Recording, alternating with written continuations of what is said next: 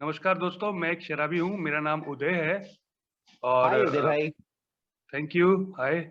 और बहुत-बहुत आभारी हूँ यार कि मेरे को ना ये पिंक लाइन जयपुर सिटी ने मेरे को ये सेवा का मौका दिया और आप भाइयों का भी आभारी हूँ कि कृपया आप लोग धैर्यपूर्वक सुनें और ये मेरी आप बीती है और किसी भाई को अच्छी लगे तो ये मेरी सर्विस हो जाएगी। और भाइयों, मेरी भी शराब की शुरुआत 10वीं क्लास में ही मैंने पहली बार एक बार शराब को का एक पहला घूंट ही था मेरे लिए वो थोड़ा-सा, क्योंकि मैंने शराब पी तो मेरे फादर डिफेंस से थे, तो मैंने शराब पीते हुए लोगों को देखा था। तो हमसे एक सीनियर हमारे साथ होली खेल रहे थे और वो पीते थे, तो वो एक स्टील के ग्लास में पूरा भर के ले आए थे और डिफेंस में एक परंपरा है कि स्टील के ग्लास में ही पी जाती है। तो मैंने कहा कि जी मैं नहीं पीऊँगा, अब मैं आखिरी में पीऊँगा, मैंने टाला उसको। तो उसी ग्लास में पहले उन्होंने मुँह लगाया, आधा ग्लास उन्होंने खाली किया और एक मेरा दोस्त और था, उसने भी थोड़ा-सा एक बड़ा घूँट मारा और मेरे लिए लास्ट में छोटा-सा एक सिप बचा हुआ था, मैंने उसको पिया। मुझे इतनी कड़वी लगी कि मैंने नहीं सोचा था यार इसको मैं दोबारा कभी पीऊँगा। उसके बाद भी सिलसिला चलता रहा, मैंने कई लोगों को पी के जैसे डिफेंस में भी बहुत से ऐसे लोग हैं जो बहुत पीते थे, जो इस बीमारी में हैं मतलब होते थे या है, तो मैं देखता था उनको यार। लेकिन समय एक ऐसा आया कि 12वीं पास करने के बाद जब मैं कॉलेज लाइफ में गया, तो मैंने देखा यार कि मेरे यार दोस्त ना जैसे मैं बियर कभी मैंने उस टाइम तक देखी नहीं थी। मैंने रम और व्हिस्की यही 2 चीज़ देखी हुई थी। तो मैं वहाँ कॉलेज लाइफ में देखता था कि ये ना बियर पीते हैं मतलब, तो उनके साथ मैं भी कभी-कभी थोड़ा बहुत 1 आध सिप विप या थोड़ा बहुत मैंने शुरुआत की। लेकिन मैंने 11वीं क्लास से गुटखा खाना शुरू कर दिया था और कंटिन्यू गुटखा मेरा होने लगा था मतलब। तो उसके कारण क्या होता था कि मैं कई बार रात को भी खा के सोता था, तो मेरे को खाँसी आती थी और वो खाँसी धीरे-धीरे बढ़ने लगी। कफ सिरप लिया लेकिन उससे कोई फ़ायदा नहीं हुआ। तो मेरे एक रेंटर थे, उन्होंने मुझे बताया कि ना तू ना एक गर्म पानी में छोटा-सा रम का पैक पी लिया कर। तो वो लोग क्या है कि वो लोग बैचलर रहते थे, तो वो लोग मेस मतलब डिफेंस में मेस होता है, तो मेस से खाना और शराब लेके आते थे। तो मेरे को वो ऐसे ही एक पैक गर्म पानी में दे देते थे। तो मैं नाक बंद करके उस पैक को मैं पी लेता था। फिर उन्होंने मुझे तरीका सिखाया कि नहीं ऐसे नहीं पीते हैं, क्योंकि तू इसमें आधा पीता, आधा फेंक देता है। तू थोड़ा-सा नमकीन हाथ में लिया कर, फिर सिप मारा कर, थोड़ा नमकीन खाया कर। तो मैं बड़ी जल्दी सीख गया यार उस पैक को पीना मैं वो नमकीन के साथ।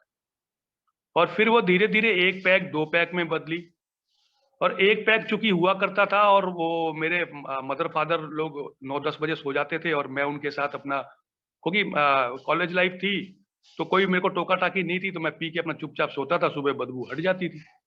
तो वो 1-2 पैक चलना शुरू हो गया। धीरे-धीरे मेरे फादर यहाँ से ट्रांसफ़र हो गया, मेरे को बैचलर लाइफ़ मेरे को भी मिल गया और मेरे बहुत से दोस्त एयर फ़ोर्स में थे, जो मेरे साथ पढ़े हुए थे 12th तक। तो उसमें से कई दोस्त ऐसे भी थे जो नहीं पीते थे। तो मैं उनको 3 पैक उनको शराब मिलती थी, ₹4.5 पैक के हिसाब से, तो ₹13.5 देता था और शाम को मैं उनसे 1 क्वार्टर ले लेता था। वहाँ मेरी क्वार्टर की शुरुआत हुई। ये है 97 की बात। 97 में 25 दिसंबर को मैंने इतनी पी ली, मतलब हम 7-8 दोस्त थे और मेरे को नहीं पता कितनी गिनती की बोतल। 3 बोतल तक तो मेरे को याद है, लेकिन अब चौथी, 5वीं कब आई, कब मेरे को उल्टी-पल्टी हुई, कब मैं ब्लैकआउट हो गया, मेरे को याद नहीं है। और मॉर्निंग में जब मैं उठा तो मेरे चारों तरफ सिर्फ़ उल्टी और पल्टी ही थी बस। तो वो बदबू जो थी ना उसमें से सिर्फ़ सिर्फ़ शराब की गंध आ रही थी और उससे थोड़ा-सा मेरे को शुरू-शुरू में नफ़रत सी हुई और उससे के कारण मैंने 1 साल शराब छोड़ी। 98 में फिर मैंने नहीं पिया। फिर 98 में मेरे को छोटी-मोटी जॉब लगी, उसमें छोटा-मोटा पैसा आने लग गया। फिर मुझे यार दोस्त मिल गए पीने वाले, फिर मैंने पीनी शुरुआत कर दी। फिर मेरी शादी हुई सन 2000 में, उस टाइम भी मैंने 1 साल के लिए छोड़ी। 2001 में मेरी जॉब लगी एयरपोर्ट पे और एयरपोर्ट पे कस्टम क्लीयरेंस का काम एक कंपनी थी जो कस्टम क्लीयरेंस का काम करती थी, वहाँ मेरी जॉब लगी और मेरे को पोर्ट मिला आपको तुगलकाबाद और ऊपरी कमाई वहाँ शुरू हो गई और वहाँ भी मेरे को यार दोस्त मिल गए पीने खाने वाले, लेकिन वो लोग वही 1 बोतल मँगाते थे और हम करीब 6-7 लड़के मिलके अपना उसको पीते थे। थोड़े दिन के बाद मुझे ऐसा लगा कि नहीं यार ये मेरे को ना पूरी नहीं पड़ती है। तो मैंने क्या किया कि मैं उस बोतल को लेने के लिए मैंने उनको कहा कि नहीं, मैं इसको लेने जाया करूंगा यार, ये लोग ये ना लेट कर देता है, मैं ले आऊंगा। और मेरा बहाना यही था कि मैं उसको लेने जाऊं तो मैं वहां पे पहले अपना एक क्वार्टर मार लूं जूस वाले के पास, फिर वो बोतल लूं और फिर एक क्वार्टर और छुपा दूं। तो ऐसे मेरे को मैंने करना शुरू किया, और मेरी लिमिट मतलब जो मेरा ये 3 पैक वाला जो ये था, ये अब 4, 5, 6 पैक, क्योंकि तुगलकाबाद से मैं पालम रहता था, तो करीब 20 किलोमीटर के करीब का डिस्टेंस था, तो वहां मैं 2 जगह रुकता था। एक जगह अंडे की ठेली पे, और एक जगह एक इडली वाला हुआ करता था मुनीर का, और एक पहले ये हौज खास के पास एक अंडे वाला था, वहां 2 जगह मैं रुकता था, और दोनों जगह एक क्वार्टर का एक पैक मैं तुगलकाबाद मारता था, दूसरा पैक मैं हौज खास, और तीसरा पैक मुनीर का। फिर पालम आते आते मेरा शराब कम हो जाती थी, तो एक पौवा और रखता था घर में पीने के लिए, तो वो लिमिट अब बढ़ने लगी अब। तो उस टाइम तक मेरी वाइफ को भी कोई प्रॉब्लम नहीं होती थी। प्रॉब्लम बस यही होती थी कि जैसे मैं भूल जाता था कि कल मैंने सब्जी लाई है, फिर मैं दोबारा अगले दिन फिर और सब्जी ले लेता था, क्योंकि पैसे आ रहे थे। तो वो बार बार ये टोकती थी कि यार कल तो आप सब्जी लेके आए थे, आज क्यों लेके आते हो। लेकिन धीरे धीरे समय बीता, 6 महीने साल बीता, कि मैं मतलब हमारे एयरपोर्ट पे 2003 में एक्सरे आ गए। और एक्सरे के कारण क्या होता था कि ये लेबर जो होती थी वो थोड़ी महंगी हो गई, तो हमें कंपनी कहती थी कि भैया तुम अपने लेबर से कराओ, और वो कराने के चक्कर में बच जाते थे कभी एक रात को, कभी दो। तो अब कराना कैसे काम है, तो शराब। तो भैया बोतल आई, एक बोतल उनके लिए ले आई, एक बोतल हम पी रहे, एक बोतल मैं अपने लिए छुपा के रख रहा हूँ, और वो चल रहा है, रात भर चल रहा है। फिर सुबह 8 बजे ड्यूटी आना है। मतलब एक दिन ऐसा हुआ कि बहुत ज्यादा पी ली, और मैं 3 बजे अपने घर पहुंचा रात को, और सुबह मेरे से मेरा सिर भरना आया हुआ, और मेरे को बार बार बोल रहे कि नहीं भाई, तुम क्या बोलते, आओ आज ऑफिस आना बहुत जरूरी है, आज तुगलकाबाद पोर्ट का भी काम है, और ये है वो है। और मैं कह रहा हूँ जी मेरे बस की नहीं है। तो मेरे एक पड़ोसी ने सुन लिया, वो कहा कि क्या हो गया, तू क्यों नहीं जा रहा। मैं कहा जी मेरा सिर भरना है, और मेरे को ऐसा लग रहा है कि मैं तो सो हूँ, मतलब यार पता नहीं, मतलब ये। वो कह रहे जाके ना एक पैक दारू मार ले। भाई साहब उस टाइम सासी हुआ करते दिल्ली में, मैं गया, मैंने एक आधी पौवे का आधा लिया, पौवे का आधा एक गिलास में, और एक थोड़ी सी कोल्ड ड्रिंक मिलाई, पिया, तो मेरा सर का एकदम दर्द गायब, मतलब एक एनर्जेटिक आ गई। गायब क्या नहीं क्या, मतलब मुझे नहीं समझ में आया, एक एनर्जी सी आ गई मतलब। और मैं ऑफिस पहुंच गया। ऑफिस में एक्चुअली काम ये था कि एक हमारे जो बॉस थे, उनके पास मोटी पेमेंट आई हुई थी, और मैं उनका कभी कभी बैंक का भी काम करता था, मतलब मैं सबसे लॉयल आदमी हुआ करता था मेरे बॉस का, कि पैसे वैसे का अगर लेन देन है 10 लाख से ऊपर का, तो मेरे को ही वो भेजते थे। तो वो लेके मुझे बैंक में जाना था, वो था इमरजेंसी काम। तो उसको लेने के लिए जब मैं बॉस के ऑफिस में घुसा, तो थोड़ी देर उन्होंने बातचीत की, उसके बाद उन्होंने कहा ठीक है तुम बैठो, जब तक ये पैसे गिन विन लेते हैं, पर्ची वर्ची भर देते हैं, तुम बैठो। और मेरे मैनेजर को बुलाया, और कहा यार ये इसने तो शराब पी रखी है। तो मेरे मैनेजर ने उसी टाइम तुरंत मेरे को बुलाया कि भाई तूने शराब पी रखी है। तो मेरे शराबी तो होता ही है, चतुर चालाक और बहानेबाज।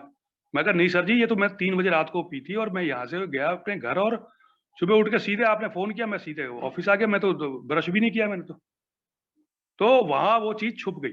तो मेरे बॉस ने कहा नहीं नहीं, ठीक है ठीक है, क्योंकि उस टाइम तक ना शरीर में ताकत थी, और वो उतनी शराब झेल लेती थी, और मैं मेरे को उनको लगता नहीं, मेरे को भी लगता नहीं था कि मैंने मतलब पी रखी है, या मैं कुछ उल्टी सीधी मेरे हाथ पैर हिल रहे। तो वहां तक तो ठीक रहा। फिर धीरे धीरे और बढ़ती गई शराब, दिन सुबह की अब शुरू हो गई, बहानेबाजी भी शुरू हो गई कि जी रात तक पी थी ये वो। दिन की भी शुरू हो गई, 2004 में डीआईडीसी के ठेके खुले, वहां ठंडी बियर दिन में मिलनी शुरू हो गई, दिन की भी शुरू हो गई। 2005 में इसी शराब के कारण, इसी मैं के कारण मैंने नौकरी लात मार दी। जो मेरे को सीनियरिटी मिलने वाली थी, मेरी तनख्वाह बढ़ने वाली थी, मेरी ग्रेजुएटी 2 महीने में पूरी होने वाली थी, वो ग्रेजुएटी यूजुएटी मैंने कुछ नहीं सोची, पर लात मार दी मैंने नौकरी को। मैंने अपने मैनेजर को बोल दिया कि भैया तेरे को नौकरी नहीं मिलेगी, क्योंकि तू 10वीं पास है, तू बहुत रगड़ के 20 साल इस कंपनी में काम करके आज मैनेजर बना है। मैं तो ग्रेजुएट हूँ, और मैं जबकि ग्रेजुएट था नहीं, मेरी ग्रेजुएशन पूरी नहीं हुई है, लेकिन मैं उसको बोल रहा हूँ मैं ग्रेजुएट हूँ, मेरे को तो कहीं भी नौकरी मिल जाएगी, मतलब इतना अहंकार। और मैंने कहा कि मुझे नहीं चाहिए कुछ भी, हिसाब किताब रख लेना तू, बांट देना किसी में, मतलब पूरा पागलपन। छोड़ दी नौकरी। अब नौकरी छोड़ दी, तो अब वाइफ को भी दिक्कत होनी शुरू होगी, क्योंकि पूरे दिन घर में बैठे रहना, शराब पीना, वहां से फैमिली प्रॉब्लम चालू होगी। मुझे लोगों ने कई बार समझाया इस बीच कि भैया इतनी शराब मत पिया कर, एक क्वार्टर घर ले आया कर, ऐसे पिया कर, तेरी बीवी कितनी अच्छी है, तेरे बच्चे कितने अच्छे हैं। ये कर ले, वो कर ले, मतलब बहुत चीज समझाई। और मैं कहता था कि भैया ज्ञान मत दो, जैसे अंदर ही अंदर ज्ञान मत दो, और मेरे को सब आता है, मैं ये सब, मैं कोई ज्यादा नहीं पी रहा, सब ठीक है। तो कमियां मैं दूसरों में निकालनी शुरू कर दी मैंने। होते होते एक भाई को मेरे पे तरस आ गया, और उसने मुझे सहारा की, उस टाइम चल रही थी, सहारा था उस टाइम कंपनी, तरस खा के उसने मेरे को वहां पे लगवा दिया। और उसने भी कंडीशन यही रखी कि भैया तू गोवर्धन की परिक्रमा मारेगा मेरे साथ, 24 घंटे शराब नहीं पिएगा। मैंने वो भी किया यार, और वो 24 घंटे शराब नहीं पी। जैसे ही मैं अपने घर पहुंचा, और मैं पीछे वाली गली से छुप के जाके एक क्वार्टर खरीद के पहले पी मैंने। फिर अगले दिन मैं गया वहां, इंटरव्यू दिया, वहां पे भी जॉब की, 11 महीने वो जॉब रही। उसके बाद मुझे कोई अच्छी जॉब नहीं मिली, मेरी शराब बढ़ती गई। और यहाँ जो आज मुझे टॉपिक दिया हुआ है कि मतलब हमको ईश्वर को ही समर्पित करना पड़ेगा तभी हमारा होगा, ठीक है ना। तो ये चीजें मेरे को कुछ भी समझ में नहीं आती थी यार। मैं ईश्वर शब्द तो मैं जानता ही नहीं था। मैं अपने आप को ही ईश्वर समझ रहा था, सब कुछ ठीक हो जाएगा। मेरे पास अहंकार था कि मेरे फादर डिफेंस से, मैं उसका इकलौता बेटा, इतनी पेंशन क्या करेंगे। मैं अपनी माँ को बोल देता कि इतनी पेंशन क्या करोगे, तुम मेरे को 200 रुपए रोज दिया करो और शांति से जियो। मतलब जो बेटा 30 साल की उम्र में कमा के देना चाहिए, कुछ नहीं, पागलपन शुरू हो गया हुआ था। 2007 से मेरी कंडीशंस खराब होनी शुरू हुई। मैंने मतलब एक जिंदगी में एक अच्छा काम कर लिया हुआ था शराबीपन में, कि मेरे फादर ने मुझे ही पैसे दिए थे, मेरे पैसे तो थोड़े बहुत लगे। मैंने एक प्लॉट गुड़गांव में 2001 में ले लिया था। तो वो 2001 में जो लिया, वो प्लॉट 2007 में मेरे फादर ने मेरी माँ को पैसे दिए। मेरे को भी नहीं दिए डायरेक्टली, मेरे माँ को दिए कि ये बना दो, नहीं तो ये सारे पैसे खराब कर देगा, ये मकान भी नहीं बन पाएगा, ये प्लॉट भी बिक जाएगा। वो मकान जब बनाना शुरू किया तो मेरे फादर ने मेरी माँ को 1.5 मंजिल मकान बनाने का पैसा दिया था, और मैं मकान कंप्लीट होने होने तक मैं उसको बेवकूफ बना के 1 मंजिल भी ठीक से कंप्लीट नहीं हो पाया। मतलब दरवाजे चढ़े तो खिड़कियों का ग्रिल लगा, पल्ले नहीं लगे। तो ऐसे करके ना धीरे धीरे धीरे धीरे स्थिति खराब होती चली गई, चली गई। उस बीच में मैं 2 बार एडमिट हुआ हॉस्पिटल में। दूसरी बार एडमिट में मुझे डॉक्टर ने भी लिखवाया। मतलब मैं कहीं भी नहीं माना यार। मतलब ये बीमारी इतनी हावी हो चुकी थी, मैं लोग मेरे को बहुत समझाते गए कि मेरी माँ ने भी मुझको समझाया कि तू मर जाएगा। लास्ट में एक दिन मेरी माँ मुझे कह रही कि जिस प्रकार तू पी रहा है, क्योंकि मेरा वजन 52 किलो हो चुका था यार। मेरी माँ कह रही थी कि तू मर जाएगा इस प्रकार पिएगा तो। और मैं कह रहा कि भैया तुमको सिर दर्द होता है, तुम कभी कहते हो मेरे घुटने में दर्द है। मैंने कभी कहा है? मेरे को शांति से पीने दिया करो, मतलब कोई वो नहीं।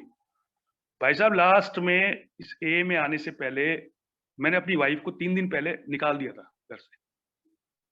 और निकाल दिया। मेरे को लगा मैंने सबसे अच्छा काम किया, क्योंकि मेरी माँ भी उसको ब्लेम करती थी, मेरे फादर भी। बट जब मैंने अपने माँ को फोन किया तो मेरी माँ ने कहा तू पागल हो गया और मेरे से बात करने की जरूरत नहीं है। मेरे फादर ने भी यही बात बोली। मैंने कहा अब किसका साथ, अब तो चारों खाने चित। और उससे कुछ दिन पहले से भी ना मेरे दिमाग में चल रहा था यार, क्योंकि ना मेरे से पी जा रही थी ना मेरे से छोड़ी जा रही थी। मतलब मेरे दिमाग में चलना शुरू हो गया था कि कुछ ना कुछ होए, मतलब या तो मैं मर जाऊं, या ये मतलब मैं बाबा के पास भी हो आया। एक बहादुरगढ़ पड़ता है दिल्ली से थोड़ा सा दूर, वहाँ एक बाबा है, वो शराब छुड़ा देता है। वो भी मेरी नहीं छुड़ा पाया, वो 1 डेढ़ महीने छुड़ा पाया, लेकिन नहीं छुड़ा पाया। एक बार पुष्पावती सिंघानिया में लीवर का जब हुआ टेस्ट, तो उसने कह दिया भैया एक बूंद भी शराब तेरे लिए जहर है, तू मर जाएगा। वहां में भी मेरे को सबसे पहले बार डर लगा था, लेकिन वो डर भी मेरी शराब नहीं छुड़ा पाया। भाई साहब जब ये चारों खाने चित वाली जो कंडीशन आती है ना, जो आज का टॉपिक है कि अब क्या, अब तो मैंने अपना दिमाग लगा लिया, लोगों की बात भी नहीं सुनी है। अब क्या। तो जब क्या पता क्या उस टाइम ईश्वर ने मेरे अंदर देखा, मेरी वाइफ के थ्रू मेरे को ए का मैसेज मिला, मैं ए में आया। और पहली मीटिंग हमारी चर्च में थी। मैंने जब सुबह मेंबर से बात की, ये ईश्वर का चमत्कार है यार कि मेरी वाइफ ने ना मेरे को फोन दिया कि यार एक मेंबर है, और ना ऐसे ऐसे ये लोग ना ऐसे शराब का मतलब छुड़ाने का काम करते हैं, आप बात करो। और मैंने उसका फोन ना ऐसे बड़े आराम से लेके और क्या बोलते हैं बात कर ली। नहीं तो मैं उसका फोन फेंक देता था। उसके भाई का आए चाहे मेरी माँ का आए चाहे किसी का भी आए, मैं फेंक देता था फोन को, तोड़ देता था। भैया मेरे को जरूरत नहीं है, तुम मेरे से मत बात कराया करो, तुम अपने आप हैंडल करो। पता नहीं उस दिन क्या चमत्कार था। चमत्कार कह लो या कोई बैग डर कर कह लो, क्योंकि 3 दिन पहले मैंने उसको घर से निकाला भी था, उसका भी डर था। तो मैंने वो बात की वो मेंबर से, और मैं जब शाम को मीटिंग जाने लगा उससे पहले मेरा दिमाग चलना शुरू हो गया कि भाई कहीं तेरे को पकड़ तो नहीं लेंगे, नशा मुक्ति केंद्र तो नहीं है, पी ले। फिर मैं दोपहर में जाके पिया भी था, फिर मैंने 1-2 घंटे आराम किया। फिर जब मैं मीटिंग जा रहा था शाम को तो मेरा हाथ पैर कांपने लगे, तो मैंने जूस, मेरी वाइफ ने मुझको जूस पिलाया। वहां पहुंचा तो चर्च था। फिर बहाना मारा मैंने अपनी बीवी को कि यार ये चर्च है, यहाँ धर्म बदल देंगे, वापस चल। मतलब कहते हैं ना कि जब अच्छी चीज हो रही होती है तो बाधा कैसी आती है, मतलब कैसे दिमाग चलता है, वापस चल। लेकिन एक भाई, जैसे हम आज की डेट में हम भाई लोग नए भाई का स्वागत करते हैं, ऐसे ही एक नए भाई ने स्वागत किया कि आप अल्कोहलिक्स एनोनिमस की मीटिंग के लिए आए हो। मैं कि जी सर। तो चलो हमारे साथ। भाई साहब मेरा दिमाग उस टाइम चलना शुरू हो गया कि अब ये ले जा रहा है और ये पकड़ेगा और मारेगा ये, या कुछ ना कुछ बंद कर देगा। मतलब मैंने उससे पहले ना नशा मुक्ति केंद्र का दोस्तों के थ्रू मैंने सुना हुआ था, लेकिन मैं कभी गया नहीं, भगवान की कृपा हुई मैं कभी नहीं गया। तो मैं फिर वहां नीचे ले गए, बेसमेंट में थी मीटिंग। अब बेसमेंट में 15-20 कुर्सियां लगी हुई, एक बड़ा टेबल लगा हुआ, उस टेबल पे मुझे बिठा और सॉरी फोन आ गया था, और डर लगे। लेकिन मैं उस मीटिंग में सिर्फ एक भाई की लाइफ स्टोरी सुनी मैंने ध्यान से, क्योंकि वो मेरे को पूरी रिलेट कर रही थी। और बाकी मीटिंग में आगे पीछे देखता रहा डर के मारे कि कोई मुझे पकड़ के मतलब वो कुछ करेगा तो नहीं। तो वो मतलब उस एंड ऑफ द मीटिंग जब मुझसे पूछा गया कि जब मुझे 12 क्वेश्चन दिया गया और पूछा गया कि क्या आप कुछ कहना चाहते हो, तो मैंने कहा ये भाई जो बोल रहे हैं ना, ये मेरी सेम यही डिट्टो कहानी है। तो उन्होंने कुछ नहीं कहा यार, उन्होंने कहा आते रहो। और जब हम बाहर निकले तो उन्होंने ना अगली मीटिंग का मुझे एड्रेस बता दिया कि फलानी जगह होता है, कल हमारे यहाँ नहीं होता, कल गुड़गांव में दूसरी जगह होता है। और ऐसे करके मेरी गुड़गांव से शुरुआत हुई है रिकवरी की। और अभी बिहार का मैंने होम ग्रुप इसलिए दिया हुआ है कि क्योंकि मैं अभी बिहार में काम कर रहा हूँ, मैं बिहार से ही मेरा ओरिजिनलिटी है। तो अभी मैंने इसलिए वहां का दिया हुआ है। नहीं तो मेरा मेरा जो होम ग्रुप हुआ करता था पहले, वो गुड़गांव नई किरण ग्रुप हुआ करता था, जहां से मुझे सोबराइटी मिली हुई है। तो ऐसे करके मेरा शुरुआत हुई। और शुरुआत हुई, मैं 1 हफ्ते तक मीटिंग के बाद मैंने मतलब एक बियर पी, मीटिंग से पहले नहीं पी। ये मेरे अंदर एक स्पिरिचुअलिटी, मतलब कहते हैं ना आध्यात्मिकता, लेकिन वो आध्यात्मिकता नहीं थी, वो एक मेरा बनाया हुआ कॉन्सेप्ट था कि मुझे ना मीटिंग से पहले नहीं पीनी है, मीटिंग के बाद पीनी है। और ऐसे ही चला सिलसिला 1 हफ्ता। 1 हफ्ता मैंने ज्यादा पी ली। 2 दिन मीटिंग नहीं गया, मेरे घर में फिर से वही बवाल, जो हमारा पहला कदम कहते हैं ना कि अस्त व्यस्तता, वो बवाल फिर से शुरू हुआ। हमें एक भाई ने अपने घर बुलाया, तो बाद में मेरे स्पॉन्सर हुए। और उन्होंने एक ही चीज कही यार, जो ये आज का जो टॉपिक है ना उससे रिलेट करता है कि उदय तू अपना दिमाग ना एक ताले में बंद कर दे और चाबी गंदे नाले में फेंक दे, और मैं कुछ दिन तेरे को जैसा कहता हूँ ना वैसा कर। मतलब उस टाइम जो ये ईश्वर वाला कॉन्सेप्ट है ना, वो मेरे को अगर वो समझाते तो मेरे को नहीं समझ में आता, मैं भाग जाता। तो ये जो ताले बंद करने वाला जो कॉन्सेप्ट बताया ना कि ताला दिमाग में लगा दे और चाबी गंदे नाले में फेंक दे, तो मेरे को समझ में आ गया यार उनका बात। क्योंकि मैं इससे पहले किसी की बात नहीं सुनी यार, मैंने अपने बॉस की बात नहीं सुनी जो मेरे को तनख्वाह दे रहा था। मैंने दोबारा सहारा में भी जो नौकरी की 11 महीने बाद, मैंने मैंने जो मेरे से ऊपर था उसको थप्पड़ मार के मैं वहां से निकला था, उसकी बात भी नहीं सुनी। लेकिन यहाँ मैंने उनकी बात सुन ली। मैंने कहा ठीक है जी। मेरी वाइफ से कहा गया कि क्या ये कुछ दिन नौकरी नहीं करेंगे तो चलेगा। मेरी वाइफ कह रही कौन सा नौकरी कर रहे हैं, और कर भी रहे थे तो कौन सा ये मतलब इनके पैसे से घर चल रहा था, उल्टा मैं ही दे रही थी। तो वहां से मेरी रिकवरी शुरू हुई। और उन्होंने मेरे को शुरू में 5 काम बताए। सुबह शाम की प्रार्थना, दैनिक चिंतन, 6 पेज बिग बुक, मीटिंग और 2+1 कॉल। और 2+1 कॉल ऐसे व्यक्तियों का कॉल था जो उनके स्पॉन्सर थे या ग्रैंड स्पॉन्सर थे, जो मतलब एक प्रोग्राम किए हुए प्रोग्राम के धूर्त बंदे थे। मतलब प्रोग्राम उनके नस-नस में घूम रहा था यार, और सर्विस उनके नस-नस में घूम रही थी। तो ऐसा मुझे एक प्लेटफ़ॉर्म मिला शुरू में। भाई साहब 9 बजे फ़ोन का टाइम होता था, 9:05 या 9:10 में मैं फ़ोन करता था, फ़ोन नहीं उठता था। बड़ा गुस्सा आता था। लेकिन उससे मेरे को भी डिसिप्लिन सीखने को मुझको मिला यार।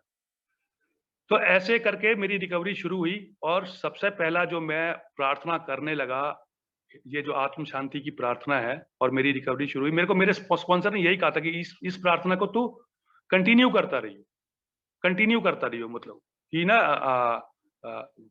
जब भी तेरे को घबराहट हो, क्योंकि शुरू-शुरू के 72 घंटे सभी भाइयों ने निकाला हुआ है, सबको पता है कि कितना मतलब पहले दिन कितनी घबराहट होती है, रात को नींद नहीं आती है, भूख की तो बात ही छोड़ो, और कैसे बार-बार दिमाग वहीं की तरफ घूमता है, फिर डाइवर्ट करके यहाँ लाना पड़ता है। तो ये चीज़ जब मैं आज याद करता हूँ ना कि यार कि ये मैं नहीं कर सकता था यार, पहले दिन जो 72 घंटे वाला या 24 घंटे वाला, ये कोई ना कोई शक्ति थी।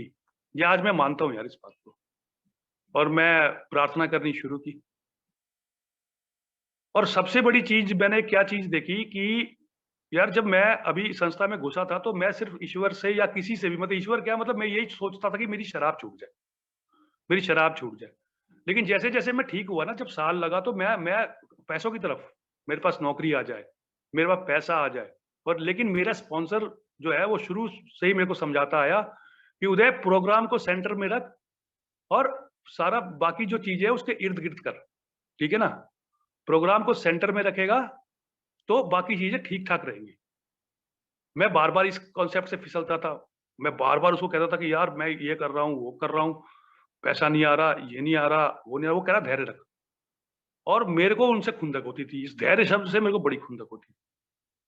लेकिन कहते हैं ना कि ईश्वर जो काम करता है ना, वो बड़ा धीरे-धीरे करता है, और उसका जो होता है ना, वो कब हो जाएगा, तो उसी को मिरेकल बोलते हैं।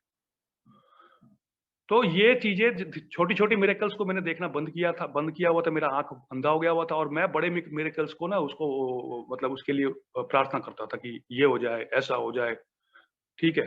तो मैं एक बार ऐसी ही एक स्पीकर मीटिंग में गया हुआ था, तो हमारे ग्रैंड ग्रैंड स्पॉन्सर हैं, वो यूएसए से हैं।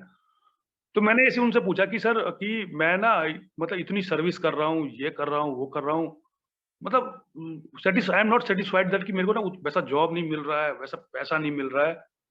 वो कह रहा, बेवकूफ आदमी, तू आज बिना शराब के है ना, ये तेरे लिए बहुत बड़ा चमत्कार है।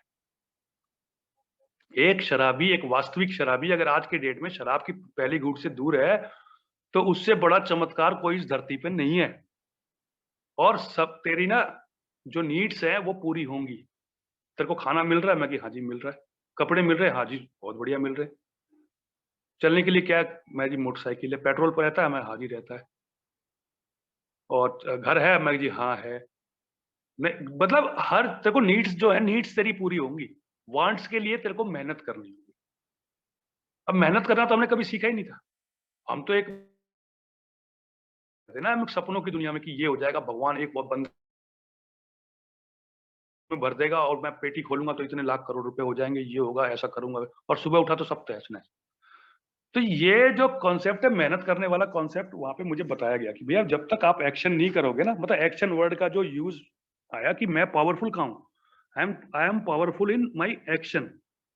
जब तक मैं एक्शन नहीं करूँगा, मेरे को कोई भी रिज़ल्ट नहीं मिलेगा। मैं भूख चिल्लाने से मेरा पेट नहीं भरेगा। मेरे को किचन तक जाना होगा, मेरे को प्लेट में रोटी निकालनी होगी, सब्ज़ी निकालनी होगी, तोड़ना होगा, मुँह में डालना होगा। दाँत अपना काम करेंगे, उसको चबाएँगे, पेट में जाएगा तो भूख मिटेगी। तो ये एक्शन में आई एम पावरफुल, ये मेरे को समझाया गया था। और जब कहते हैं ना कि प्रैक्टिकली इसको करना, प्रोग्राम जो है प्रैक्टिकली सिखाता है। थ्योरेटिकली तो मेरा हो गया हुआ था, लेकिन प्रैक्टिकली सीखने को मिला कि किसी भी चीज़ में मुझे एक्शन करना होगा। तो ऐसे करके धीरे-धीरे ईश्वर का कॉन्सेप्ट जो समझ में आता गया, मेरे को तो आज भी मतलब डेली ना दिमाग चलता है। जो मेरे को मेरे स्पॉन्सर ने कहा था कि ताला मैं बंद कर दे, वो ताला 6 महीने के बाद खुल जाता है यार। जैसे ही छठे 7वें कदम पे आते हैं ना हम, वो हमारा ताला खुल जाता है। यार ये स्पॉन्सर ऐसा करता है, वो ये स्पॉन्सर ऐसा करता है, ये क्यों बुला रहा है? ठीक है, इतने बजे क्यों बुला रहा है? खुद का अपने मर्ज़ी से बुला रहा है, मैं नहीं जाऊँगा, ठीक है ना? ये मेरे पे मतलब वो करता है, ठीक है? ये प्रोग्राम तो कराता नहीं, वहाँ घुमाता रहता है। मतलब कई चीज़ें आती हैं। कई बार गाली देने का मन भी करता है स्पॉन्सर को। मन मतलब ऐसा कि यार मैं था मेरे 2 महीने की सोबराइटी थी और मेरा स्पॉन्सर मुझे कहता जाके चाय बना। भाई साहब मैं कहता यार मेरे को ही क्यों बोलता है चाय बना? मैं तो न्यू कमर हूँ यार, मेरे को तो बैठ के मीटिंग वो करनी चाहिए। भाई साहब मैंने साढ़े 6 साल चाय बनाई है श्री राम स्कूल गुड़गाँव ग्रुप में। जो लोग आए होंगे, वो ज़रूर मेरे हाथ की चाय पिए होंगे। साढ़े 6 साल। और इस चाय बनाने से मेरे अंदर जो ह्यूमिलिटी का जो आया, और जितने लोगों से मेरी जान-पहचान हुई, या जितने लोगों से मतलब एक मेरे अंदर एक चीज़ें आई यार। एक सेवा की भावना आनी शुरू हुई, और आज भी मैं इसी कॉन्सेप्ट को लेके चल रहा हूँ, सेवा की भावना वाला ही कॉन्सेप्ट लेके चल रहा हूँ। बहुत से भाइयों के साथ प्रोग्राम कर रहा हूँ, ठीक है, तो ये जो चीज है ना, जो आज हमको टॉपिक दिया हुआ है ना, कि यही मैं करूंगा तभी मेरा हो पाएगा। जब जब मैं अपना दिमाग चलाऊंगा, मैं द्वंद में फंसूंगा ही फंसूंगा। और द्वंद की जो स्थिति होती है ना, वो शराबी के लिए या मेरे जैसे शराबी के लिए बहुत ही खतरनाक होती है, क्योंकि मैं डिसीजन नहीं ले पाता। मैं रात को सोचता हूँ, कोई भाई मुझे बोलता कि यार सुबह तू मेरे साथ फलानी जगह चलेगा, मैं फट से हाँ बोल देता हूँ। हाँ भाई चलूंगा। कितने बजे? 9 बजे। ठीक है भाई। और जैसे ही वो फोन कटता है ना, उसका मेरा दिमाग चलना शुरू हो जाता है कि तूने क्यों 9 बजे बोल दिया, तूने 10 बजे क्यों नहीं बोला, तू क्यों जा रहा है उसके साथ, तू घर में आराम से सोता, तू ये करता, तू उसको मना कर देता। मतलब ये मेरी कहानी शुरू हो जाती है। यार तूने उसको बोल दिया, तू तुझे 9 बजे नहीं जाएगा तो तेरे को वो फांसी नहीं लगा देगा, लेकिन मेरी कहानी चलने लगती। और जब मैं ये कहता हूँ कि लेट गो लेट गॉड, देखा जाएगा सुबह 9 बजे, तो मेरे को एक शांति सी आ जाती है यार। और ये सीखने में टाइम लगता है। अभी भी मैं सीखने की प्रक्रिया में ही हूँ, मतलब ये कि लेट गो लेट गॉड। ठीक है। आई कांट वी कैन आ जाए, आई कांट गॉड कैन, तो वी कैन ही गॉड है। अगर किसी भाई को गॉड का कॉन्सेप्ट नहीं समझ में आ रहा है, तो आप ए को गॉड मान लो, जो ये ए का समूह है उसको गॉड मान लो, क्योंकि ग्रुप कॉन्शियस ही गॉड है। इतने भाई मुझे समझा रहे थे, मेरे को मेरे ग्रैंड स्पॉन्सर ने कहा कुछ मत कर, मीटिंग में जाके कुछ मत कर, तू फेविकॉल लेके जा, चिपका के बैठा रहे, तेरे को सारी दुनिया करके दिखाएगी क्या होता है क्या नहीं होता है। हर चीज तेरे को देखने को मिलेगा, और मिलता है यार। मैंने एक बार ऐसे ही बोल दिया जी, एक थैंक्स गिविंग थी किसी भाई की, मैंने कहा जी आज पार्टी यार, समोसा बटेगा। मेरे ग्रैंड स्पॉन्सर कहते हैं, वो भाई यार जिंदगी और मौत का वो होता है हिसाब किताब, ठीक है ना, यहाँ कोई पार्टी नहीं होती है। तो ये चीजें मेरे को जो मेरा नेतृत्व था वो अच्छा मिलता गया। तो मैं नए भाई कोई भी होंगे ना, जो भी भाई अभी शुरुआत कर रहे हैं, या जो भी भाई मतलब अगर दोबारा दोबारा आ रहे हैं, इन आउट हो रहे हैं, तो मेरी उनसे ना रिक्वेस्ट है कि आप अपना दिमाग मत चलाओ। आप ना एक एक क्योंकि आप अपने दिमाग से नहीं ठीक हो पाओगे अकेले। अकेले आप स्पिरिचुअल वे पे नहीं चल सकते हो। ये बिग बुक में आज नहीं, 1939 में लिख दिया गया हुआ है। आप किसी भाई का हाथ पकड़ लो, और कुछ दिन वो जैसा भाई कहता है ना, वो आपको ये नहीं कहेगा कि अपने घर से सब्जी लिया, अपने घर से रोटी लिया, कुछ नहीं कहेगा वो सिर्फ बिग बुक की बात बोलेगा। ठीक है। तो आप उसका हाथ पकड़ लो, और कुछ दिन आप करके देखो, चमत्कार होंगे। आपके भी विचार बदलने शुरू होंगे, क्योंकि विचार अगर नहीं बदले तो आप चाहे कुछ भी कर लो, वो दोबारा रिलैप्स होने का टाइम आएगा, या कुछ ना कुछ अस्त व्यस्तता चलती रहेगी। तो विचार बदलने के लिए मुझे किसी ना किसी को एक स्पॉन्सर बनाना होगा, और ऐसा स्पॉन्सर जिसका जिसका उसका भी स्पॉन्सर होना चाहिए। और आप प्रोग्राम शुरू करो, क्योंकि बिग बुक ही हमारा एक सब्स्टिट्यूट स्पॉन्सर है। बट वो सब्स्टिट्यूट स्पॉन्सर को समझने के लिए हमें एक स्पॉन्सर की जरूरत होती है, और जब उस चीज को हम समझना शुरू कर देंगे, उसका कॉन्सेप्ट समझ जाएंगे कैसे पढ़ना है बिग बुक को, तो हम फिर खुद उसके थ्रू भी हम मतलब चल के one day at A time चल सकते हैं, गॉड का कॉन्सेप्ट समझ सकते हैं। क्योंकि मैंने देखा है यार कि पहले जो आत्म शांति की प्रार्थना भी यही कहती है, तीसरे कदम की प्रार्थना भी यही कहती है कि मैं से मुक्ति दिलाओ। जो मेरा मैं चल रहा है ना दिमाग, इससे मुक्ति दिलाओ। जो सातवें कदम की प्रार्थना भी यही कहती है कि मेरी सभी अच्छाइयों और बुराइयों को ले लो। ठीक है, क्योंकि मेरे अंदर अच्छाइयां भी है यार, मैं अच्छाइयां देख ही नहीं पा रहा। मैं हमेशा negative negative negative vibration, negative vibration, मेरा ये होगा नहीं होगा। फेथ को बढ़ाना है। फेथ जैसे जैसे डेवलप होगा, वैसे वैसे मेरे अंदर एक शक्ति आनी शुरू होगी, हिम्मत ताकत आनी शुरू होगी। और ये बड़ा लंबा प्रोसेस है यार। मैं वो बिल्ली भाई से भी बात करता हूँ, 52 साल सोबर है यार वो। उनकी तो कितनी लंबी जर्नी होगी, 52 डिब्बे जुड़ गए उनके ट्रेन में, कितना लंबा ट्रेन हो गया उनका। लेकिन आज भी वो एक की तरफ मुड़ते हैं, एक स्टेशन पर रुकते हैं, मीटिंग करते हैं। तो ऐसे ही हमको भी चलना है यार। और मैं एक बार बहुत बहुत धन्यवाद करता हूँ pink city Jaipur online group का, जिन्होंने मुझे समय दिया। सभी भाइयों का बहुत बहुत धन्यवाद यार, आप लोगों ने बहुत धैर्यपूर्वक सुना। Thank you. Thank you Gurjeet भाई।